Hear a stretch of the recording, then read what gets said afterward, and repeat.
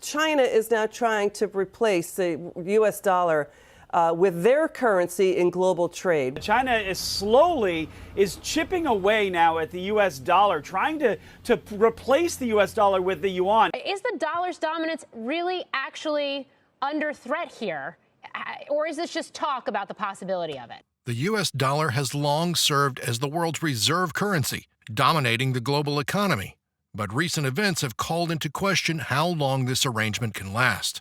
Can the Chinese currency end the global dominance of the U.S. dollar? How will de-dollarization affect Bitcoin?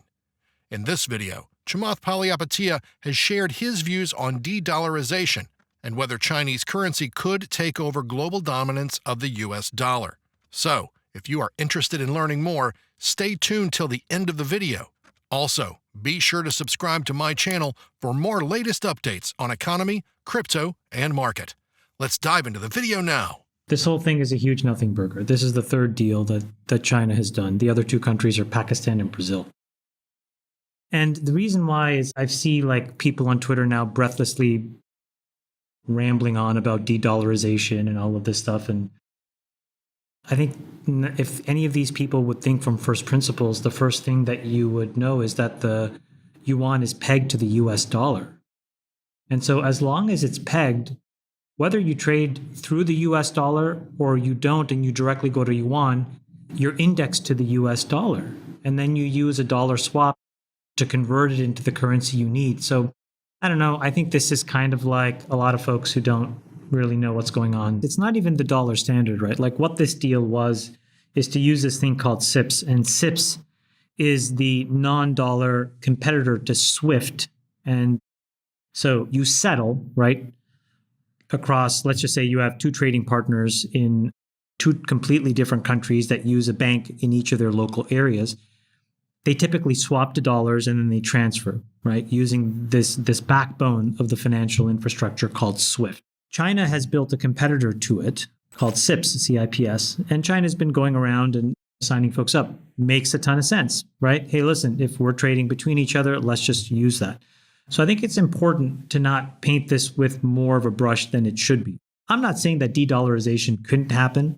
I just think that everybody tries to take one random data point and conflate it all together to reinforce a Ray Dalio point from a book 3 years ago. The supremacy of the U.S. dollar is being challenged concurrently on a number of fronts, from nations preferring to do trade in local currencies to BRICS creating its own currency. Chamath explains how the yuan's value depends on the U.S. dollar because they are linked together.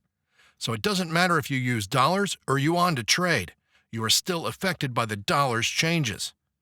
Then you can switch from dollars to any other currency you want with a dollar swap. He highlighted that a lot of folks don't really know what's going on. They just assume that the yuan is a free-floating currency like the euro or the yen, but it's not. He further explains how there are many factors that influence the value of a currency, such as inflation, interest rates, trade balance, fiscal policy, etc. De-dollarization is not inevitable or imminent.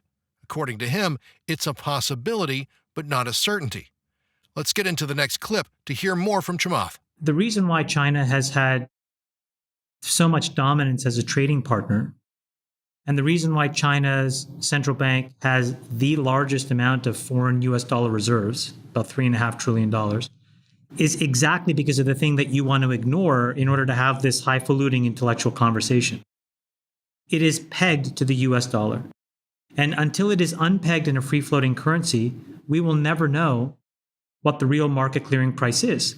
And so China has been able to, China has been very effectively able to manipulate this currency since they were brought into the WTO in order to engender that trading partner status. They were able to artificially suppress the value of their currency so that exports from China could gain traction in countries all around the world. You have to take into account this currency peg, and you have to ask the question, where would the currency be if it wasn't free floating? And then what would the incentives be for folks to replace the dollar? And I think that there's a lot of interesting questions there that are worth asking, but I think you have to be a little bit more intellectually honest to have the discussion. Recently, China and Brazil reached an agreement to settle trades in one another's currencies. The de-dollarization of the global economy has been accelerated further by the Xi-Putin agreement, Saudi Arabia's switch to selling oil in yuan, and recent events. In addition, it might make things difficult for other nations and increase volatility in financial markets. The Chinese yuan is already the most traded currency in Russia, and the country supports using it for trade settlements between Russia, Asia, Africa, and Latin America. This didn't occur until February, when the yuan's monthly traded volume first topped that of the dollar. Brazil, Russia, India, China, and South Africa, collectively known as the BRICS, are trying to develop their own common currency. The new currency may be backed by a variety of commodities, such as gold and other rare earth elements. India and Malaysia, for example, have recently begun using the Indian rupee to settle certain trades. But Chamath Palihapitiya is not worried about the recent reports that some countries are trying to reduce their dependence on the US dollar as the global reserve currency. He thinks that this is just a temporary phenomenon that will not affect long-term dominance of the greenback. Let's get into the next clip to hear Chamath Palihapitiya's view on crypto and de-dollarization. But before jumping ahead, be sure to like and share. This is also where you have to expect the Fed will really want inflation to stay high. That's sort of what we've said before. The only way out of this mathematically is to keep rates high. But the other thing, David, that when you mention all of this is, what about every other country? If you think that's happening in the United States, I think it's important to make sure we at least consider every other major economy, because it's not as if they're pristinely sitting on the sidelines while this happens to the US.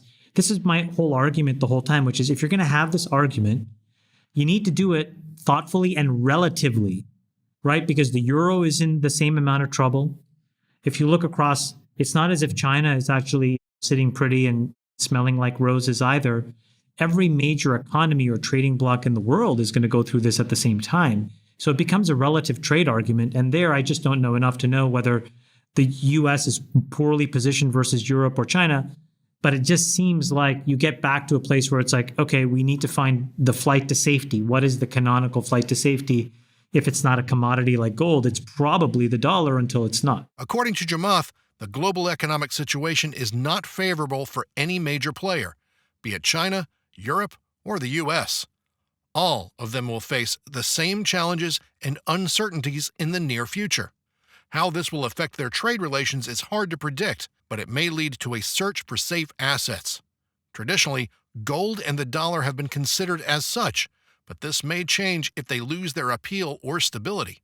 In times like this, with many countries losing confidence in the US dollar, the impact could be positive for Bitcoin for flight to safety. In general, this modern de-dollarization creates a situation where the dollar becomes a less reliable asset. Investors could start exploring other investment options, with Bitcoin and crypto being the top. It is unclear how the world's transition to a more multipolar monetary system will impact the world economy over time. So, what do you think? Can the Chinese currency end the global dominance of the US dollar? How will it affect the crypto market? Let me know in the comments below. And don't forget to subscribe to my channel for more updates and insights on economy, crypto, and market. Also, be sure to hit that bell icon. Thanks for watching, and we'll see you next time. Adios.